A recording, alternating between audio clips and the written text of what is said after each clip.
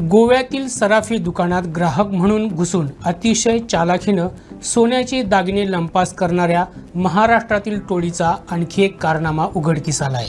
या टोळीतील 3 पुरुष आणि 2 महिलांना याआधीच रायगडमधून अटक करण्यात आली होती, पण त्यांच्या टोळीत आणखी एका चोरट्याचा सहभाग असल्याचं सीसीटीव्ही फुटेजमधून समोर आलंय।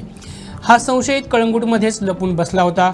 म्हापशातील एका व्यापाऱ्यानं सीसीटीव्हीतला त्याचा चेहरा ओळखला आणि तो पोलिसांच्या तावडीत सापडला। मनीष मनोहर मोरे असं या 44 वर्षांच्या संशयिताचं नाव असून तो मूळचा अंधेरीतील चांदिवली भागातला रहिवासी आहे।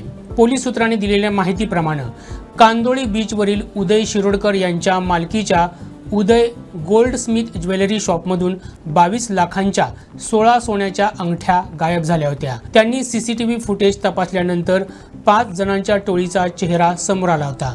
या प्रकरणी कळंगूट पोलिसांनी रायगडमधील 5 जणांच्या टोळीला 28 जून रोजी अटक केली होती। यामध्ये पांडुरंग गणपत पवार, मंगेश भाऊ सुर्वे, सतीश नामदेव शिंदे, ज्योत्सना आनंद पवार आणि विमल राजेंद्र जाधव यांचा समावेश होता।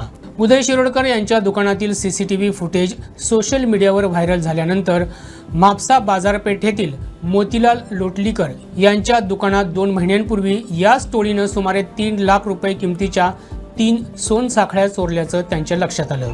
ज्या स्टाईलनं त्यांनी कांदोळीत चोरी केली होती त्याच स्टाईलनं त्यांनी म्हापशातील सराफीला लुटलं होतं।